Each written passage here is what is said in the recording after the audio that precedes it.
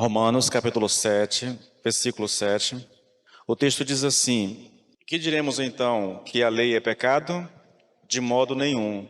Mas eu não teria conhecido o pecado a não ser por meio da lei, porque eu não teria conhecido a cobiça se a lei não tivesse dito não cobice. Vamos orar mais uma vez, querido? Rapidinho, tá bom? Senhor, meu Deus e meu Pai, nós nos apresentamos a Ti mais uma vez em oração, Senhor. E pedimos que o Senhor nos ajude agora na compreensão da Tua palavra. Senhor, eu sei que a inteligência humana, Senhor, a nossa capacidade intelectual, ela não é suficiente, Senhor, para entender, para discernir a Tua palavra. O que nos ajuda, o que nos dá a graça de compreender é o Espírito, é a iluminação do Espírito Santo na nossa consciência, é esse agir do Espírito sobre nós, Senhor, que nos dá a capacidade de realmente nos alimentarmos da Tua palavra. E é exatamente isso que eu peço nessa noite, que o Espírito ilumine o nosso entendimento, de maneira que a palavra, Senhor, alimente o nosso espírito e a nossa alma, em o nome do Senhor Jesus Cristo. Amém e amém. Amém, queridos. Eu gostaria de convidar você aqui para nós voltarmos à nossa reflexão, tá? Nós começamos a semana passada falando sobre esse texto e nós vamos voltar, tá? Só que o foco dessa semana é diferente. A semana passada eu estava falando a respeito da lei, né? A intenção de Paulo ao escrever essa seção aqui era justificar a lei. Ele estava fazendo uma defesa do caráter da lei, né? E disse que algumas pessoas, ao ler esses versículos aqui, eles interpretaram ele de forma errada, achando que Paulo estava fazendo aqui uma espécie de defesa da sua experiência, que ele estava aqui de alguma forma aqui contando a sua experiência, e nós falamos que não, que na verdade o que Paulo estava tentando trabalhar aqui era exatamente mostrando a necessidade que nós temos de compreender realmente, querido, a lei, né? A intenção dele aqui era estabelecer esse ensino a respeito da nossa relação, da relação do cristão com a lei, entendeu? Mostrar que a lei ela não foi nos dada nem para nos salvar e muito menos para nos santificar, tá? Então é basicamente disso que nós tratamos na semana passada e hoje eu vou fazer uma abordagem um pouco diferente. Eu disse a semana passada, irmãos, que Paulo, ao invés de tentar contar a sua experiência aqui, né, ele está defendendo aqui a ideia da lei, né, está fazendo uma defesa da lei, dizendo que a lei não foi dada para que a gente se santifique, para que a gente, de alguma forma, alcance salvação.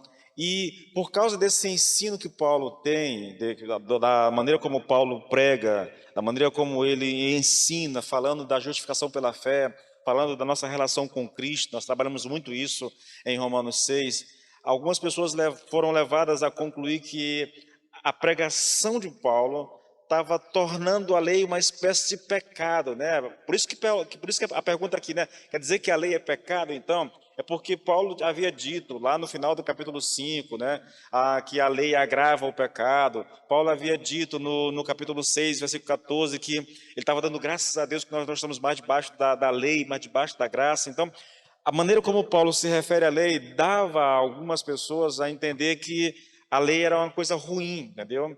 Que a lei é como se Paulo estivesse dizendo assim, olha, a lei é pecado, basicamente isso.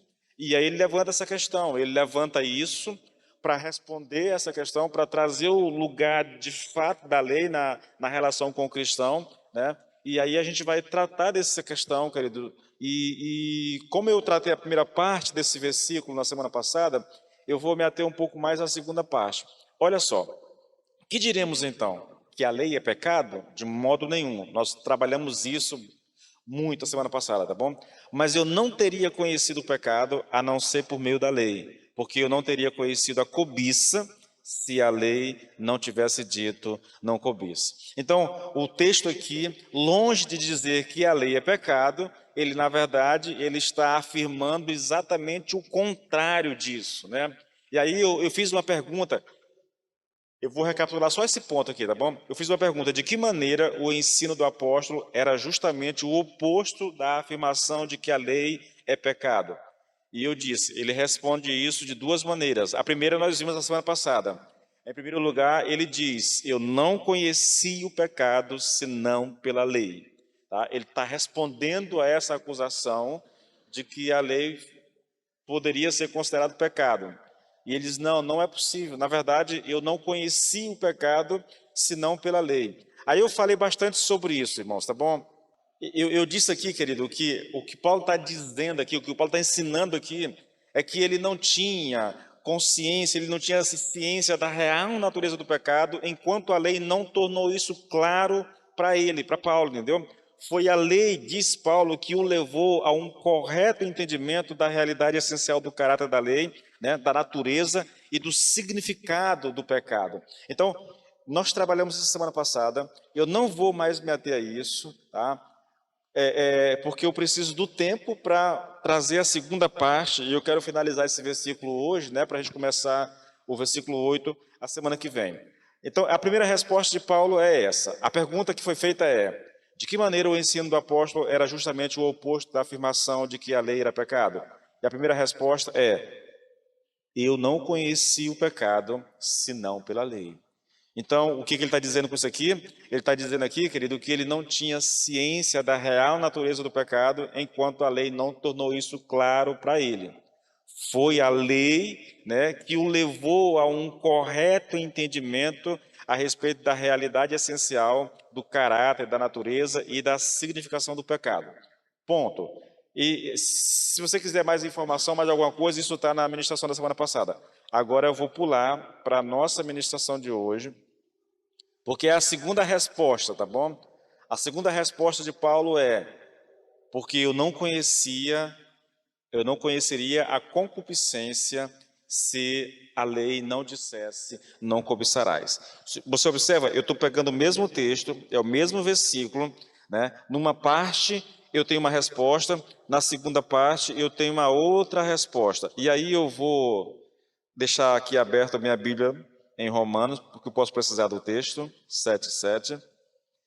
Então veja, relembrando, irmãos, vamos tentar. Eu estava ouvindo a palavra do pastor Jair ontem, antes de ontem, né?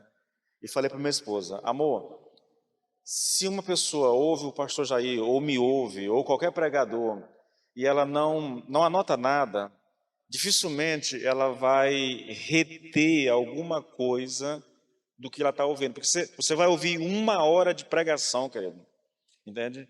Então você está recebendo muito conteúdo, e tua mente não consegue apreender. Dizem que nós retemos apenas 5% daquilo que nós ouvimos. 5%. É por isso que quando eu estou ouvindo uma ministração, eu gosto de anotar os pontos principais da ministração, porque é isso, quando eu olho para aquilo, isso me traz uma lembrança daquilo que foi dito. Mas se eu não tenho nem os pontos principais, dificilmente eu vou conseguir reter alguma coisa. Eu acho que esse é um dos pecados que a gente comete, sabe, como igreja. Nós não atentamos para isso. Se eu perguntasse para você aqui o que o pastor Jair pregou domingo passado, né, e te pedisse pelo menos assim 1 ou 2 tópicos do que ele falou, dificilmente você saberia. Sabe por quê? Porque ele ministrou muito conteúdo, entende? Ele leu muito a Bíblia, leu muito texto bíblico. E a nossa mente não consegue reter essas coisas, querido. Então a melhor coisa que a gente faz ao ouvir uma palavra é pegar pelo menos um esboço geral. Tá? Todo pregador ele tem uma espécie de esboço geral que ele vai orientando. Se ele é didático, ele vai repetindo esses pontos centrais para que você grave isso, entendeu? Ou para que você anote isso. Ou caso contrário, irmãos, faça. Eu prego aqui e depois ouça a minha pregação. É interessante isso. Eu gosto de ouvir as pregações que eu prego. Quando eu estou editando, né, e aí eu estou ouvindo a pregação, estou corrigindo algumas coisas, tirando algumas coisas que foram faladas apenas para nós aqui naquele momento, que não tem nada a ver com as pessoas que vão ouvir lá fora, não tem a ver, é a nossa realidade. Então eu tiro algumas dessas coisas para não deixar na mensagem. Aí eu enxugo a mensagem um pouquinho e deixo só aquilo que interessa realmente para as pessoas. Então é uma forma de você rever aquilo que nós ouvimos. Olha, eu disse que há uma pergunta feita, e a pergunta que é feita é como é que o ensino de Paulo aqui é exatamente o oposto daquilo que está sendo acusado. A acusação é a lei pecado? E o ensino de Paulo é exatamente o contrário disso. Mas como é que é o contrário disso? A primeira resposta que eu disse é, Paulo diz, olha, é o contrário porque eu não teria conhecido o pecado se não fosse pela lei. A lei não é inútil, a lei não é pecado. Na verdade, eu não teria conhecido o pecado se não fosse pela lei. A segunda resposta é, porque eu não conheceria a concupiscência se a lei não dissesse, não cobiçarás. Você percebe? Eu não teria conhecido o pecado se a lei não dissesse, não tivesse me falado isso. Agora ele está dizendo, eu não conheceria a concupiscência. Na verdade, querido, na verdade, isso aqui é uma espécie de explicação, mas deixa eu só juntar um pouco isso aqui, reprisar um pouco mais para eu dar sequência, porque senão eu vou adiantar a mensagem e isso vai te atrapalhar. Olha só, a gente não pode esquecer que Paulo está fazendo uma defesa do caráter da lei. Essa seção que vai daqui do 7 até o 12 é uma defesa que ele está fazendo da lei. Ele vai trazer, ele vai corrigir toda a compreensão errada que as pessoas tinham ao ouvi-lo falar da lei. Por causa da sua mensagem, né? E por causa da maneira como ele coloca a lei nessas mensagens, as pessoas tinham uma compreensão errada, fizeram uma leitura errada, acusaram Paulo disso, a ponto de já alguém dizer assim, é a lei pecado então, Paulo? É isso que está dizendo? Que a lei é pecado? E ele vai dizer, de modo nenhum. O meu ensino não é esse. O meu ensino é o contrário disso. Vocês entenderam errado o que eu estou ensinando. Então ele traz uma compreensão clara do que é a lei e do papel da lei. Tá bom, gente? Então, ele está fazendo a defesa, na verdade. A resposta de Paulo, querido, em relação à acusação, é de que não só o ensino dele torna a lei pecado, isso é um equívoco completo, isso é um engano completo, mas muito mais do que isso, na verdade, muito mais do que isso, o ensino dele é exatamente o contrário da interpretação que as pessoas fizeram daquele ensino. Bom, é muito interessante, irmãos. Quando Paulo diz assim, olha, mas eu não conheci o pecado, ele está dizendo, eu não conheci o real significado do pecado, do caráter, a não ser pela lei. Foi a lei que me fez compreender o real caráter do pecado. Se não fosse a lei, eu não teria compreendido isso. Agora, observe uma coisa. Essa segunda resposta começa com por quê? Porque eu não conheceria a concupiscência se a lei não dissesse não cobiçarás.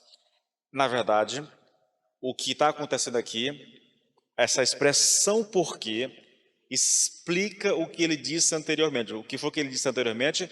Eu não teria conhecido o pecado, né? Eu não teria conhecido o real caráter do pecado, senão pela lei. E aí ele explica por quê, ele vai explicar isso. O que ele quis dizer com não teria conhecido o real caráter da lei, se não fosse pela lei. Ele vai explicar. É uma resposta, mas ela está complementando aquilo que ele disse na primeira parte, tá bom? Isso é importante, irmãos, para que você tente entender ao ensino, aquilo que Paulo tem no coração, na verdade. E a resposta é exatamente isso. Eu não teria conhecido a concupiscência se não fosse a lei me dizer não cobiçarás.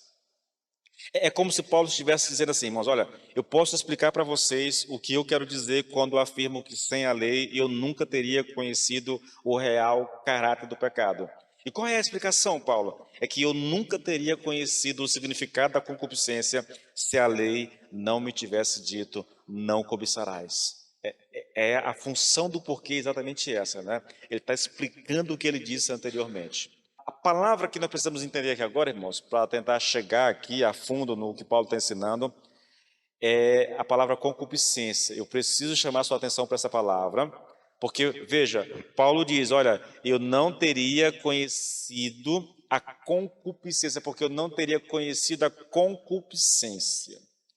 Essa é uma palavra bonita, concupiscência, mas é uma palavra que ela pode gerar uma certa confusão na gente, sabe?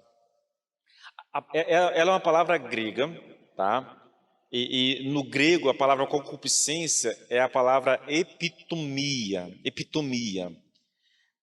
A gente precisa de cuidado na hora de abordar essa palavra. E por que que eu estou dizendo isso? Porque ela tem um sentido simples de desejo, né? De anelo, de anseio, um desejo forte. Esse é o significado dessa palavra, tá bom? Epitomia significa um desejo, significa um anseio, um desejo forte. É esse o significado. Aí, olha só, ela pode ser usada de formas diferentes. Eu vou ler Lucas 22:15 e eu estou aqui lendo as palavras de Jesus. Jesus disse assim: olha, tenho desejado ansiosamente comer esta Páscoa com vocês antes do meu sofrimento. Desejado ansiosamente, aqui no grego, é a mesma palavra que Paulo usa para concupiscência. É a palavra epitomia, a mesma palavra, entende? Só que aqui tem esse sentido de desejo forte. Eu tenho desejado ansiosamente comer esta Páscoa com vocês. Ou então, o mesmo Paulo usa, né, lá em Filipenses 1:23, ele diz assim: olha, eu estou cercado pelos dois lados. Tendo o desejo de partir e estar com Cristo, né? O que é incomparavelmente melhor. E aí depois ele fala do outro desejo, não é bem um outro desejo, né? Mas da necessidade que ele tem de permanecer vivo para ajudar a igreja. A igreja. Então a palavra desejo aqui é a mesma palavra que Paulo está usando aqui em Romanos 7:7. A palavra epitomia. Aqui ela tem um sentido apenas de desejo mesmo. Eu tenho um desejo forte, eu estou ansioso para que isso aconteça. Agora, no texto que nós estamos estudando, querido, essa palavra significa cobiça, cobiça. Ou, para ser mais preciso, ela significa o desejo por algo proibido. Então, eu tenho uma palavra que ela tem sentidos diferentes.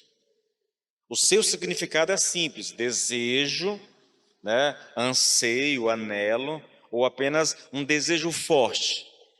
É o que significa epitomia. Só que dependendo do contexto em que ela aparece, tá?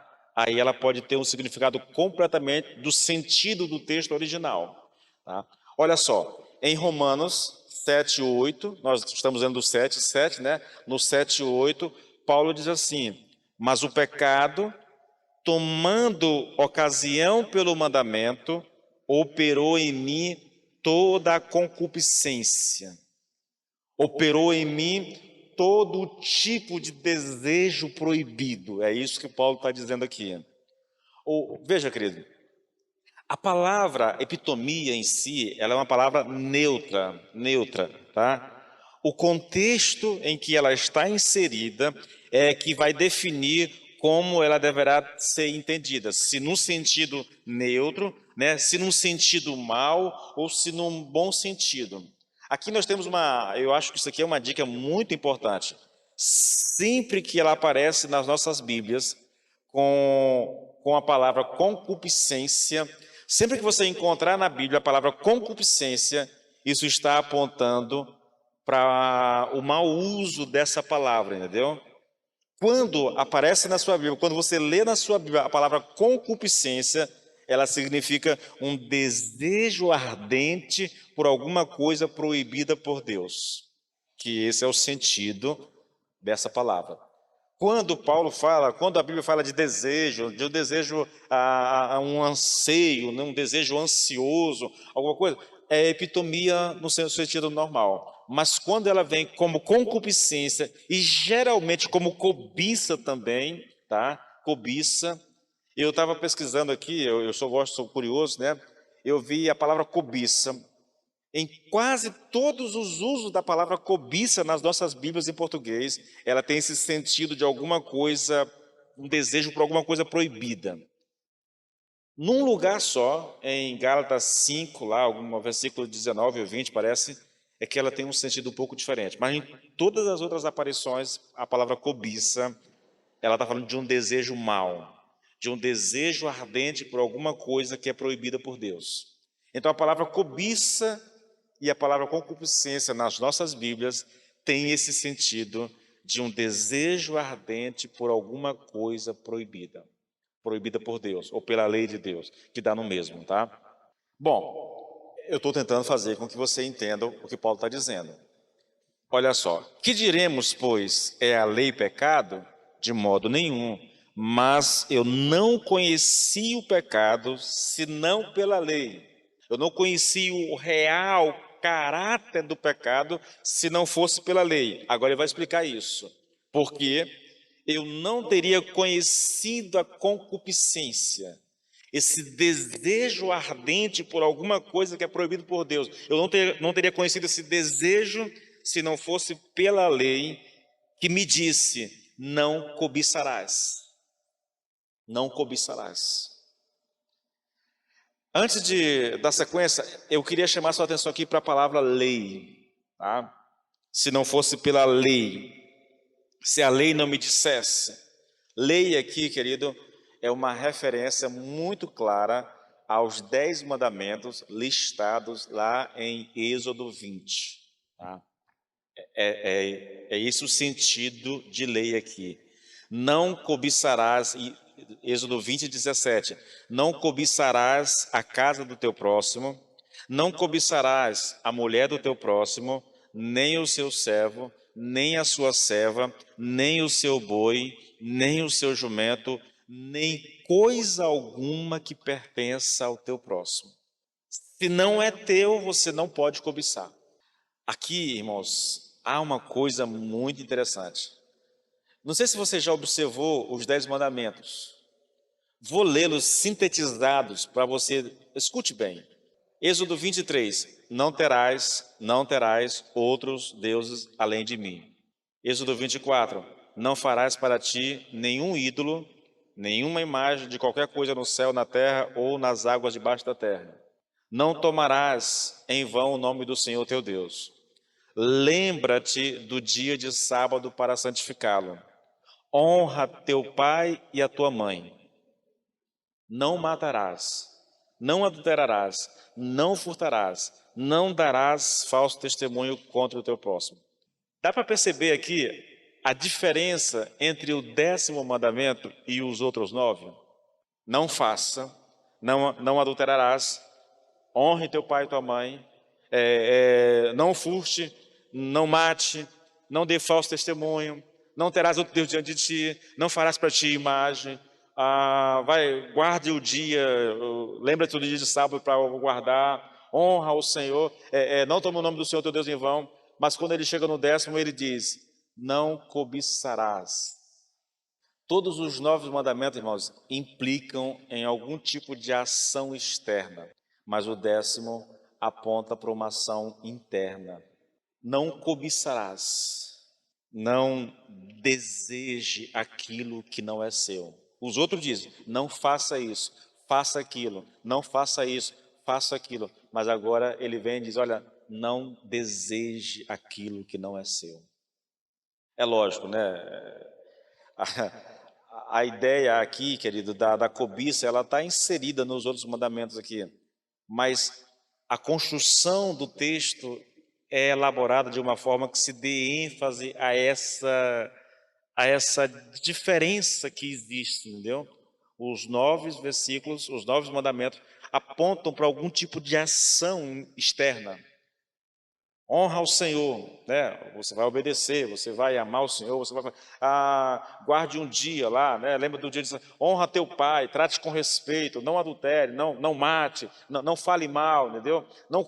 Mas quando chega no 10º, eles não cobice. É um tipo de pecado secreto esse.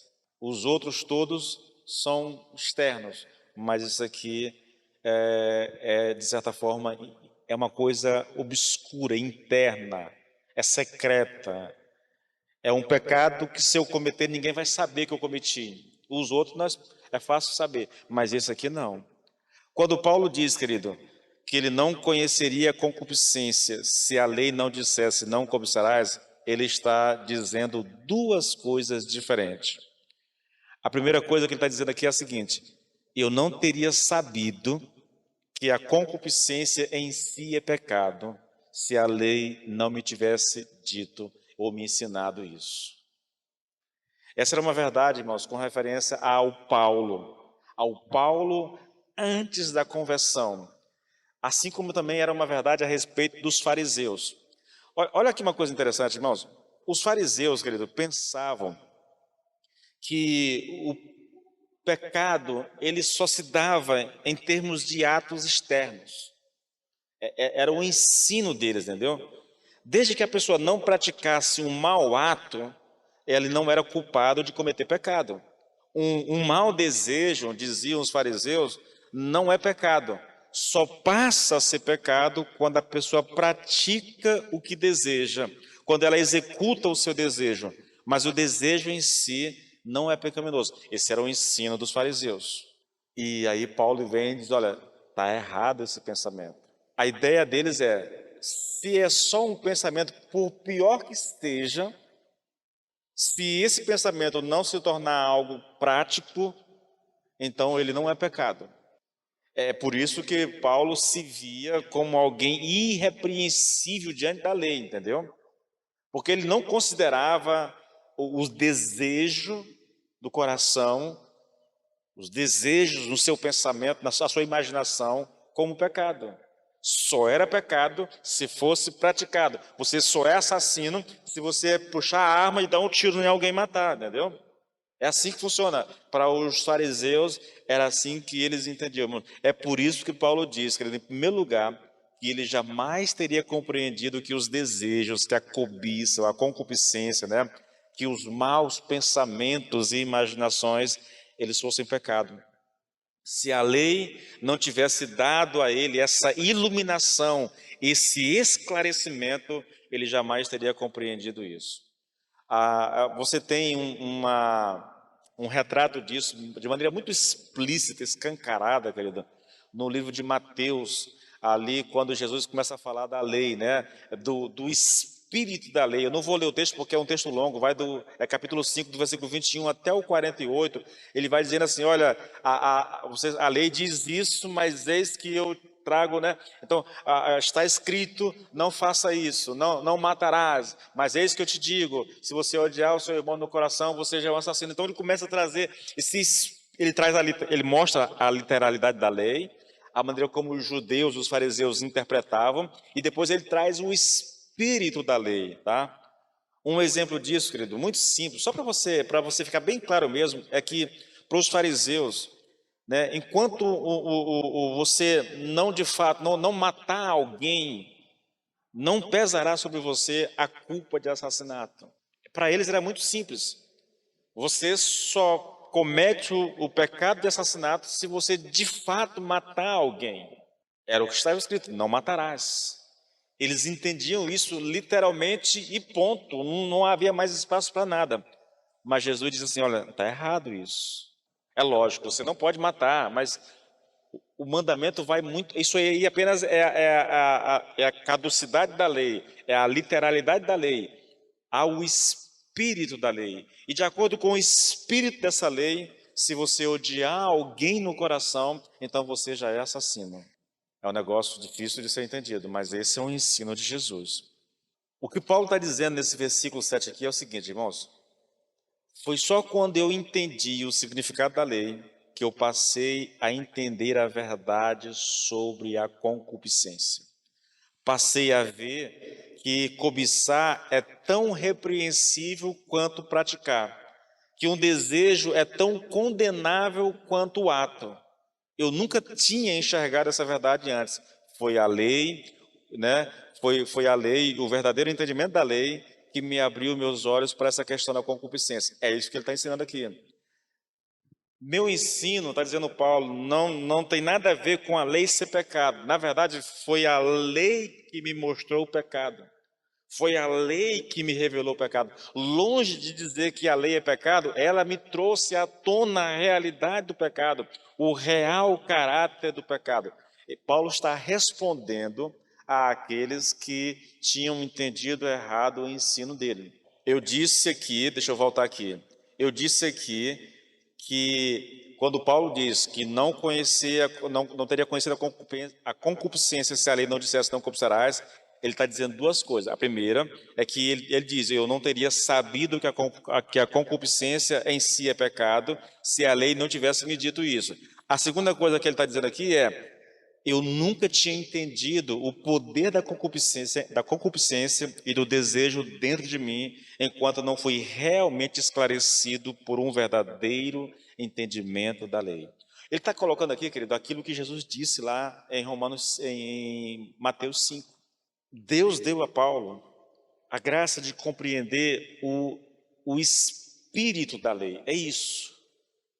Antes ele vivia preso à literalidade da letra, daquilo dos mandamentos, mas agora Deus deu a ele a graça de entender além da letra, entendeu? Além da literalidade da letra. Ele deu a graça de Paulo entender o espírito da lei. Foi o que aconteceu com Paulo. Eu não teria conhecido o pecado, senão por intermédio da lei, pois não teria conhecido a cobiça, se a lei não me dissera, não cobiçarás. Aqui eu quero chamar sua atenção para essa palavra conhecer. Observe aqui, querido, que nós temos em dois lugares nesse texto aqui, em Romanos 7, a palavra conhecido. Eu não teria conhecido o pecado, senão por intermédio da lei, pois eu não teria conhecido a cobiça, se na lei não me dissera, não cobiçarás. O interessante aqui, irmãos, é que essa palavra aparece duas vezes. Conhecido, conhecido. Mas quando você pega o texto grego, são duas palavras diferentes. É a palavra gnosto, é mais ou menos por aí o texto, eu não sei pronunciar, e a palavra eidon. São duas palavras gregas que Paulo usa e que as nossas traduções colocaram só conhecido. Parece que tem o mesmo sentido, mas não tem. Aí deixa eu tentar colocar isso aqui para vocês na fala de Lloyd Jones. Lloyd Jones aqui diz que Paulo não emprega a mesma palavra no grego nos dois lugares. O segundo conhecer é muito mais forte do que o primeiro. Quer dizer conhecer absolutamente, ou conhecer como resultado de muita reflexão e experiência. O primeiro conhecer indica uma espécie de apreensão ou percepção. Esse primeiro conhecimento aqui tem a ver com o entendimento intelectual. Eu aprendi que cobiçar é pecado, mas isso não me alcançou de fato. Eu tenho um entendimento intelectual de que desejar alguma coisa proibida é pecado. Eu sei disso. Mas esse saber não produz nada em mim. Esse saber não traz nenhum tipo de mudança para a minha vida. É como saber sei lá, que sorvete é doce. Não faz diferença. Eu sei, mas isso não mexe comigo, isso não fala comigo, isso não provoca nenhuma mudança, entendeu? Nesse sentido, o segundo conhecer, ele fala de um conhecimento profundo, de um conhecer absolutamente, e eu vou já explicar isso para vocês, querido, tá bom? É como se Paulo estivesse dizendo assim, olha, eu realmente nunca teria captado o significado do pecado senão pela lei. Aí depois ele acrescenta, captado aqui é compreendido intelectualmente, entendeu? Eu apreendi isso. Eu fiquei sabendo que cobiçar é um pecado. É o sentido do primeiro conhecer. Aí ele vem e acrescenta, eu nunca teria entendido, nem vindo a sentir nas profundezas do meu ser, nem a ter pleno entendimento e plena experiência do sentido da concupiscência e do papel que a concupiscência desempenha na vida do homem, se a lei não tivesse dito, não cobiçarás. Em outras palavras aqui, querido, a lei não somente levou Paulo a ver que a concupiscência é pecado, mas ela também o levará a enxergar o terrível poder da concupiscência na sua própria vida. Irmãos, eu quero tratar com vocês de uma coisa, eu vou fugir um pouquinho do assunto aqui, porque nós temos diante de nós aqui uma realidade impressionante. Eu estava hoje preparando isso aqui, lendo isso aqui e pensando, creio realmente que esse é um problema que nós vivemos como igreja. Nós sabemos das coisas. Eu sei que Deus exige de mim que eu ore, mas quantos de nós oramos de verdade? Eu sei que Deus requer de mim, por todo o texto bíblico, que eu ame a sua palavra. E amar a palavra de Deus significa gastar tempo, investir tempo lendo a palavra, ouvindo a exposição da palavra, tendo prazer em aprender a palavra. Eu sei disso. Eu poderia até citar muitos textos, Josué 1, Salmo 19, Salmo 119, e um monte de textos que eu conheço. Mas isso não me leva a agir. Eu só sei. Eu tenho o conhecimento intelectual. Como muita gente sabe que se morrer... Gente, é a coisa mais incrível que eu vejo, em termos de evangelismo, que eu experimento como pastor você acredita que existe... Vamos lá. Você acredita que Deus existe? Ah, eu acredito, pastor. Você acredita que a Bíblia é a palavra de Deus? Acredito, pastor. Você acredita que existe um céu e um inferno? Ah, eu acredito, pastor. Você sabe como é que alguém vai para o céu? Sei, ele precisa aceitar Cristo. Você já aceitou a Cristo? Não. Quer ir para o inferno? Não. E por que não aceita Cristo? Ah, pastor, porque todo o conhecimento que ela tem está aqui. É um conhecimento que não produz mudanças, que não transforma. Está apenas aqui. Não, gente, eu não sei se isso é bíblico, mas eu tenho tentado ilustrar isso da seguinte forma para vocês. Há um conhecimento que é puramente intelectual, ele está restrito à minha mente. Ele só irá produzir em nós mudanças de fato quando esse conhecimento que está aqui descer para o coração, entende? Sem que isso aconteça, não há mudança, não há salvação. O que Paulo está dizendo aqui é exatamente isso. Antes ele conhecia, ele sabia que havia um mandamento. Paulo conhecia a lei, não cobiçarás. Mas ele não entendia o real significado disso. Ele ainda não tinha... Eu vou chamar isso aqui, querido, essa experiência de Paulo aqui, eu vou dizer que Paulo passou aqui por uma iluminação do Espírito Santo. O Espírito iluminou o entendimento de Paulo. Aquilo que ele conhecia de cor salteado, que eram os 10 mandamentos, mas que ele apenas sabia, ele estava preso à literalidade, à caducidade da lei, entendeu? À literalidade da lei. Ele estava preso a isso, ele não conhecia esse espírito da lei, que só é possível por meio do Espírito Santo. Então o Espírito Santo iluminou Paulo, que quando ele entendeu o que significava cobiça, e que ele olhou para dentro de si mesmo e viu a cobiça em cada parte do seu ser, então ele se desespera com isso. É como se o texto bíblico, irmãos, tivesse ganhado vida dentro dele. É o Espírito que abriu os olhos de Paulo e falou com ele. Resumindo isso tudo aqui, querido, Deus falou com Paulo através da palavra. Esse é um assunto tão delicado, irmãos, tão caro para nós. A palavra falou o coração. Eu passei um tempo hoje meditando sobre isso, porque Deus já falou comigo através da palavra. Deus já falou comigo através de leitura de algum livro, entendeu? Lembro de algumas experiências que eu tive, mas já tem algum tempo, irmãos. Eu não quero aqui, de forma alguma, eu não quero apontar dedo, eu não quero... A intenção da mensagem não é acusar vocês ou fazer com que vocês se sintam mal em ouvir, mas a questão minha, o desejo do meu coração é que houvesse assim um estalo assim, Deus abrisse o nosso entendimento e você chegasse àquela conclusão: meu Deus do céu, será que Deus tem falado comigo realmente? Será que Deus tem de alguma forma iluminado o meu entendimento e a palavra tem entrado no meu coração? Porque, querido, quando a palavra entra no nosso coração, a mudança vai acontecer, não adianta, entendeu? Não é preciso ninguém estar falando, ninguém estar empurrando, obrigando, ameaçando, para que você faça... Não, quando a palavra entra no nosso coração, há uma disposição do nosso coração para agradar a Deus, para viver para Deus. É isso que Paulo está colocando aqui. Ele está dizendo assim, olha, eu realmente não tinha um verdadeiro entendimento do pecado, até que a lei me esclareceu isso, até que a lei falou comigo, até que ela abriu os meus olhos e eu pude entender realmente. Eu não notava, Paulo está dizendo, olha, eu não notava o poder e a posição da concupiscência em minha vida, até que este mandamento me pegou e de repente eu comecei a entender a verdade acerca de mim mesmo.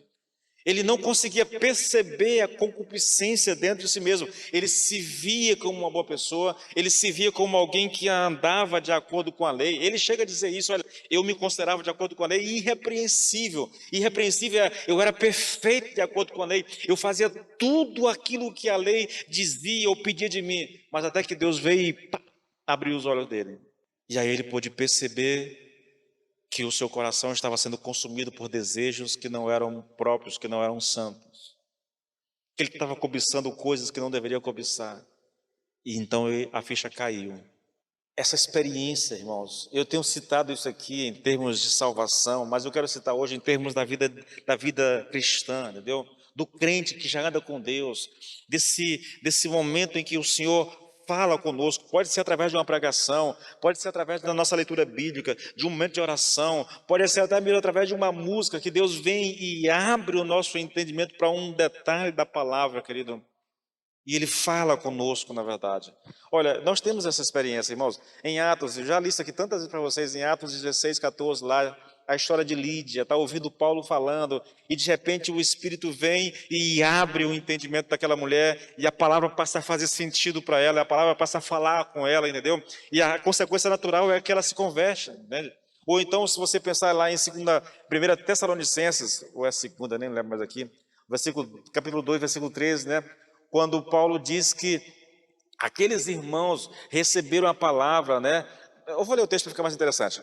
Portanto, nunca deixamos de agradecer a Deus, pois quando vocês receberam de nós a mensagem de Deus, não consideraram nossas palavras meras ideias, mas a aceitaram como palavra de Deus, o que sem dúvida é. E essa mensagem continua a atuar em vocês, os que creem.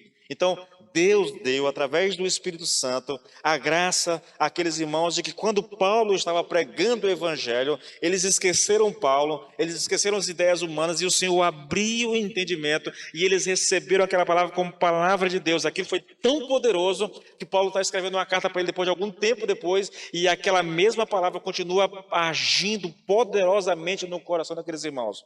Porque a palavra entrou e ela entra no coração, querido, e ela começa a provocar mudanças, entende? Ou, irmãos, pensa nisso aqui, olha, Lucas 24, versículo 32. Isso aqui é quando os discípulos estão voltando para Emaús, depois da crucificação de Jesus, eles estão caminhando tristes, de repente o Senhor aparece para ele, e olha só, e disseram um ao outro, não é verdade que o coração nos ardia no peito quando ele nos falava pelo caminho, quando nos explicava as Escrituras? Olha esse texto, querido.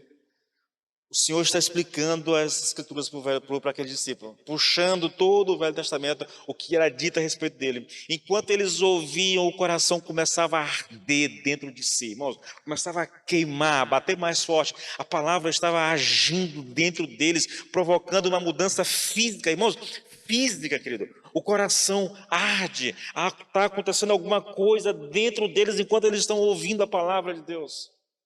Não é interessante, irmãos? E se você pegar um pouquinho mais abaixo, quando aqueles discípulos voltam para Jerusalém, que eles estão ali com o discípulo, o Senhor Jesus aparece para eles e a Bíblia diz uma coisa que é simplesmente extraordinária, irmãos. Então, ele, no caso Jesus, lhes abriu a mente para que entendesse as Escrituras. Eram discípulos, caminharam 3 anos com Jesus, viram e ouviram coisas inimagináveis, irmãos. As coisas mais absurdas que o ser humano poderia imaginar, aqueles homens viram. As coisas mais poderosas, mais sobrenaturais que alguém poderia ouvir em toda a sua vida, eles ouviram. Mas, no entanto, eles continuavam sem entender absolutamente nada daquilo que Jesus disse. Os discípulos na estrada de Emaús, mesmo com o coração ardendo, ouvindo a palavra, eles ainda não conseguiam compreender até que o Senhor vem e tira o véu. Pá!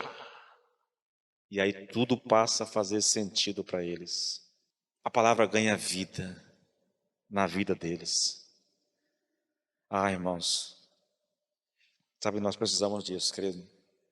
Nós precisamos disso.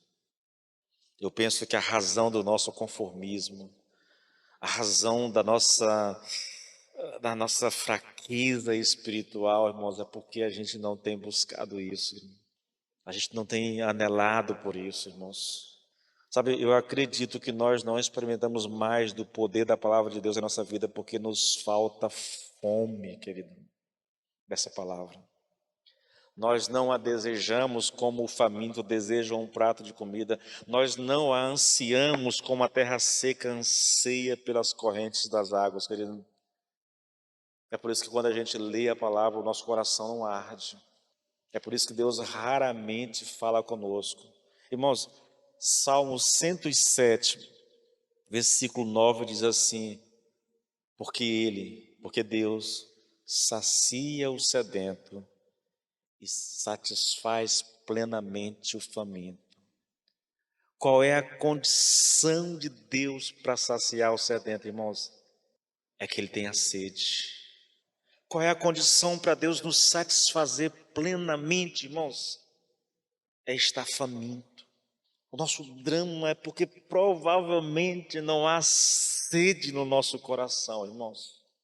E eu não digo isso só a respeito de vocês, eu digo isso a respeito das pessoas que estão nos assistindo agora, entendeu?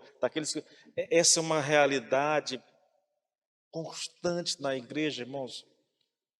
Não há fome, querido, não há sede, não há um desejo profundo no nosso coração de experimentar, de que Deus fale verdadeiramente conosco. Nós passamos por isso, querido. E porque nós não temos esse desejo, raramente, porque Deus é bom, aqui e acolá Ele libera um pouquinho dessa porção para nós, entendeu? E a gente experimenta e se contenta e em vez de querer buscar mais, não. Ah, eu tive uma experiência com Deus, louvado seja o Senhor, e para por aí mesmo. Eu sempre falo, irmão, olhe para as Escrituras, para os homens de Deus nas Escrituras, e você vai perceber, querido, relacionamentos poderosos, falhos, mas poderosos. Homens que tiveram seus olhos abertos, homens que experimentaram coisas inacreditáveis, que ouviram coisas que a mente humana é incapaz de compreender. Homens como nós, mulheres como vocês, que tinham as suas fraquezas, mas ansiavam. Lembra lá do salmista, irmãos?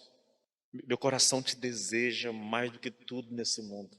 Anseia por ti. Lembra lá do salmista, acho que é Salmo 81, 80, não lembro lá. Um dia na tua casa é melhor do que 1000 dias em qualquer outro lugar. Isso reflete a sede do coração, querido, a fome no coração pela presença do Senhor. É isso que nos falta, querido. É isso que nos falta hoje, como igreja. Esse desejo, essa fome, esse anseio por conhecer Deus. Bom, querido, depois dessas capulidinhas, vamos voltar aqui para o nosso texto, tá bom? Você se lembra da acusação contra Paulo? A acusação era que a pregação do apóstolo não só parecia anular a lei, mas dava a ideia de que a lei era pecado. E essa era a acusação. E qual foi a resposta de Paulo para essas pessoas, querido?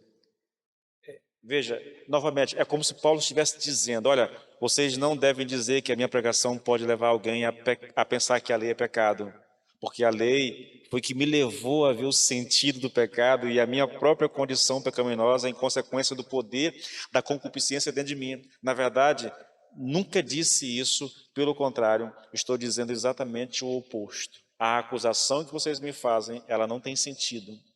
Porque o meu ensino é exatamente o contrário daquilo que vocês estão me acusando.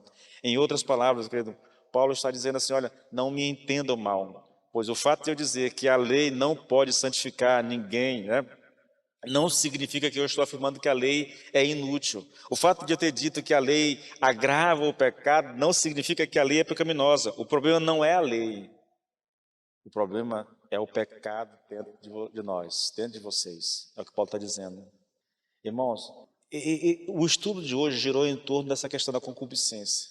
E eu não quero prolongar isso aqui não, porque eu quero deixar isso fresco na mente de vocês. Mas eu preciso fazer aqui rapidinho, querido, uma pergunta a respeito de pecados secretos. Será que nós temos consciência, irmãos, de que desejar pecar já é pecado? Porque tudo que Paulo diz aqui a respeito da concupiscência aponta nessa direção. Eu não preciso cometer o pecado, eu preciso desejar cometer, mesmo que eu não cometa. Se eu desejo, eu estou pecando.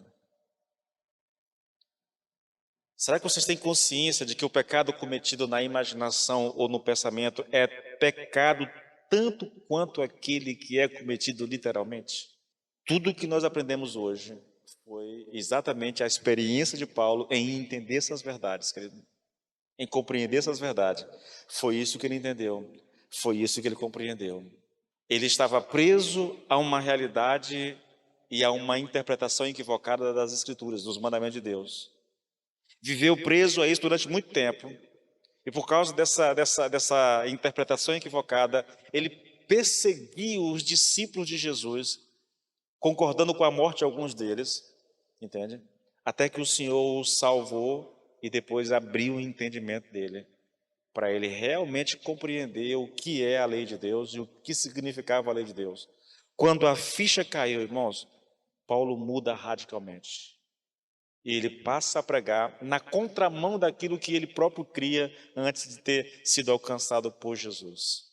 O nosso desafio, querido, é compreender essas verdades. Duas coisas que eu quero que vocês fiquem gravados. Primeiro, é a pergunta: você tem consciência de que o simples desejo pelo pecado, mesmo que aconteça somente aqui e ninguém saiba, esse desejo é pecaminoso? Diante de Deus, desejar pecar é a mesma coisa que pecar, irmãos. Isso não tem nenhuma mudança.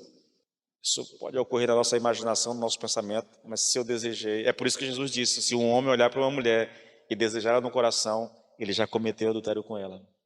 Isso se aplica, lembra lá, não cobiçarás a mulher do teu próximo, a casa do teu próximo, o servo do teu próximo, ou coisa alguma que pertença. Se você desejar alguma coisa, querido, que seja proibido por Deus, você está pecando. Esse é um ensino. Mas eu quero finalizar focando no ponto que eu trabalhei com vocês agora há pouco. É hora, irmãos, é hora de nós buscarmos a Deus com mais fome, com mais desejo. Eu tenho a impressão, querido, sim, porque Deus é bom, Ele nos permite experimentar algumas coisas, irmãos. Mas a impressão que eu tenho, querido, é que quanto mais um cidadão tem fome, sede por conhecer Deus, mais esse homem ou essa mulher vai experimentar de Deus. Repetindo, Deus não sacia quem não tem sede, irmãos. Deus não satisfaz quem não está faminto, entendeu? Esse é o ensino das Escrituras, irmãos. É preciso que haja em nós fome. É preciso que haja em nós esse desejo de conhecer o Senhor. Eu não digo isso só para vocês, eu digo isso para mim mesmo. Eu estava em casa hoje tentando lembrar, meu Deus, qual foi a última experiência que eu tive com o Senhor nesse sentido? Faz tempo, irmãos. E olha que eu leio praticamente todos os dias a palavra de Deus. Eu oro praticamente todos os dias. Eu tenho pedido ao Senhor para falar comigo. Eu tenho buscado de Deus o poder do Espírito Santo na minha vida.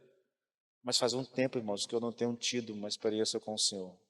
E isso me deixa frustrado, sabia? Me deixa frustrado. Porque eu sei que é vontade de Deus que eu experimente essas coisas. É só você olhar para a Bíblia, é só você olhar para a história da igreja e você vai ver século após século, homens após homens, experimentando desse poder de Deus que está acessível a nós. Mas é que a nossa fome ainda não foi o suficiente. Nós ainda não desejamos o suficiente, irmãos. Nós ainda não buscamos o suficiente. É necessário que haja uma busca, é necessário que haja um desejo do nosso coração, se nós quisermos experimentar mais de Deus na nossa vida, querido. Minha oração, meu desejo é que o Senhor opere isso em nós. E Ele gere no nosso coração, irmãos, fome e sede pela Sua presença, pelo conhecimento de Cristo Jesus, pelo conhecimento da vontade dEle para nossas vidas. Porque aí nós vamos viver realmente uma fé viva, irmãos, viva. Fé viva, fé fervorosa, fé que se manifesta, entendeu? não é uma fé incubada só para nós, né? Não é uma fé que está restrita ao ambiente de culto, mas é uma fé que alcança as pessoas ao nosso redor. É vida que se espalha, é vida que se manifesta, entende? É o que nós precisamos mais do que nunca como igreja. Vamos nos colocar de pé, queridos. Vamos orar ao Senhor. Faça a sua oração pedindo exatamente por isso, no nome de Jesus, tá bom? Senhor, meu Deus e meu Pai, finalizamos mais uma meditação, Pai, mais um tempo na Tua presença, Senhor. E nós concluímos isso, Senhor, meu Deus, Pai. Eu, Pai, particularmente, Senhor, me sentindo como que frustrado, Senhor, porque eu sei que há mais da parte do Senhor, mas eu não tenho experimentado isso na minha própria vida, Senhor. Tenho buscado, tenho pedido, mas ainda não tenho experimentado, Senhor. E eu clamo de todo o meu coração, Pai. Eu suplico com todo o meu ser que o Senhor me permita experimentar mais de Ti. Que o Senhor me permita entrar em águas mais profundas, em nome do Senhor Jesus Cristo, meu Deus. Espírito Santo de Deus, nos ajude nesse processo. Mova o nosso coração nessa busca, em nome do Senhor Jesus, e sacia todo aquele que está sedento para a glória do Teu nome, no nome de Jesus. Amém e amém.